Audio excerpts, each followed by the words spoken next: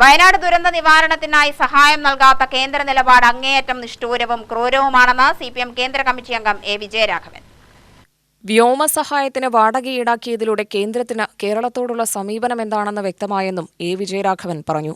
വയനാട് പുനരധിവാസ സഹായം നിഷേധിക്കുന്ന കേന്ദ്ര നയത്തിൽ പ്രതിഷേധിച്ച് LDF ഹെഡ് പോസ്റ്റ് ഓഫീസിന് മുന്നിൽ നടത്തിയ ധർണ ഉദ്ഘാടനം ചെയ്ത് സംസാരിക്കുകയായിരുന്നു A. വിജയരാഘവൻ. സഹജീവികളോട് കരുണയും മനുഷ്യത്വവുമില്ലാത്ത നിലപാടാണ് കേന്ദ്രം സ്വീകരിക്കുന്നത്. ലോകം മുഴുവൻ വേദനിച്ച ഒരിക്കലും മറക്കാത്ത നോവായി അവശേഷിക്കുന്നതാണ് വയനാട് ദുരന്തം. ശരീരങ്ങളും ശരീരാവശിഷ്ടങ്ങളും 40-50 കിലോമീറ്ററുകൾക്കപ്പുറത്തുനിന്ന് കണ്ടെടുക്കേണ്ടി വന്ന ദുരവസ്ഥ കേന്ദ്ര സർക്കാരിനെ ഒരു തരത്തിലും വേദനിപ്പിച്ചില്ലെന്നാണ് വ്യക്തമാവുന്നത്.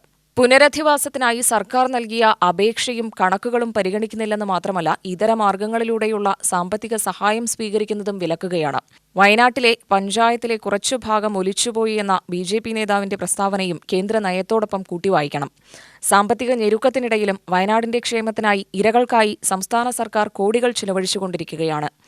എന്തു പ്രതിസന്ധിയുണ്ടായാലും വയനാട് നീതിയുക്തം പുനരധിവാസം നടപ്പിലാക്കുക തന്നെ ചെയ്യുമെന്നും A. വിജയരാഘവൻ പറഞ്ഞു. ദുരിതബാധിത ജനതയുടെ നേരെ മനുഷ്യത്വഹീനമായി പെരുമാറിക്കൊണ്ടിരിക്കുന്ന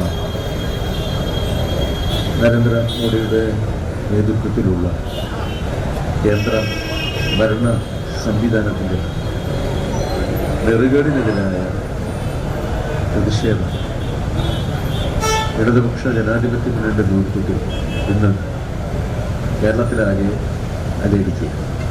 CPI ജില്ലാ സെക്രട്ടറി KP സുരേഷ് രാജ് അധ്യക്ഷനായി. CPM ജില്ലാ secretary EN Suresh Babu, CPM സംസ്ഥാന കമ്മിറ്റി അംഗം CK രാജേന്ദ്രൻ, ഘടകകക്ഷി നേതാക്കളായ KR Gopinath, Edathara Ramakrishnan, TK Noushad, advocate Gokuldas, doctor P. Sarin എന്നിവർ സംസാരിച്ചു. UTV news, Palakkad.